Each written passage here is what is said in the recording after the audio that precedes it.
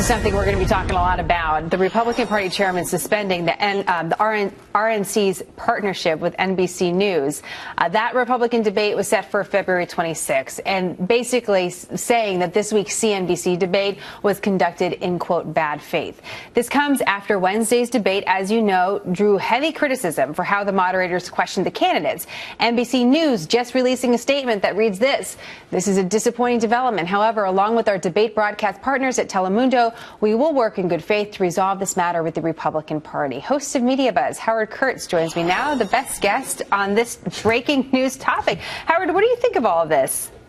Well, the CNBC debate was a disaster. There's no question about it. But not only did it hurt the network, the candidates are furious. And Reince Priebus, the chairman, has come under enormous criticism for allowing CNBC to even have a debate. So I think this is a bit of a calculated tantrum on his part. He has to show his base that he's going to take it to NBC. Notice in this letter that he sent to Andrew Lack, the chairman of NBC News, he didn't say the Republicans were canceling debate. They were suspending it, which means there's going to have to be some groveling before, in my view, probably gets reinstated. What do you think would have to change? Because it's an interesting editorial question. The RNC is partnering with different networks like Fox News to set up these debates.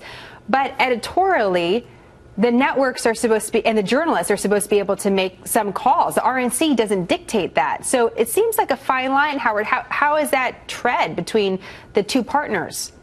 No self-respecting network could let a political party dictate either its format or what kind of questions it's going to ask. You know, the RNC charge here is that CNBC promised to hold a debate that was primarily about the economy. And there were a lot of questions about the economy. It was just the snide and condescending and sometimes even borderline hostile tone of the moderators, who also made a lot of mistakes, by the way, that set everybody off and has brought the network so much criticism. So I think, you know, NBC executives, which put out a fairly measured statement, need to kind of grovel a little bit, reassure Reince Priebus and the RNC that they'll be grown-ups and do a better job next time.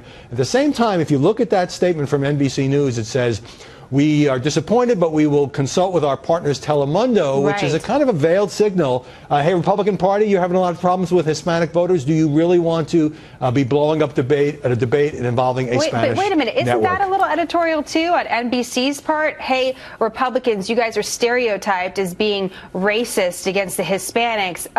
Give you a little jab in the ribs. Be careful, because Telemundo's our partner. I mean, what do you think of that from NBC?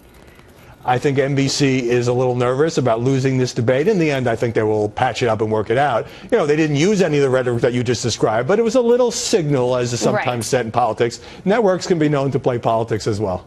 They definitely did not use my words.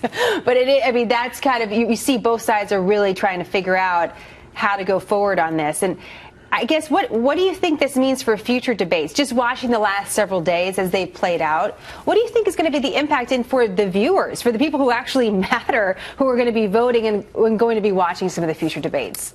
Well, first of all, a good debate, and the next one is being done by Fox Business in Milwaukee on November 10th. A good debate ends up not being about the moderators. It ends up being about the candidates, hopefully illuminating their positions for the viewers and the voters. But a couple of things here, which is these candidates have shown, we had a little bit of this with the Fox debate, and certainly in Boulder with CNBC, that it's very popular in a Republican primary to whack back at the moderators and make the mainstream media the issue. So everybody going forward is going to have to be aware of that sort of ticking time bomb in the room. I only have 10 seconds here, but you have a really experienced journalist coming up on Media Buzz. Bob Woodward will talk about the coverage of the 2016 campaign and whether voters really want the kind of in-depth coverage that he and others, of course, pioneered during the Watergate era. And we'll look at this question of CNBC as well. Oh, it'll be interesting to get his take. Howard, great to see you as always. Thank you. Thanks, Jenna.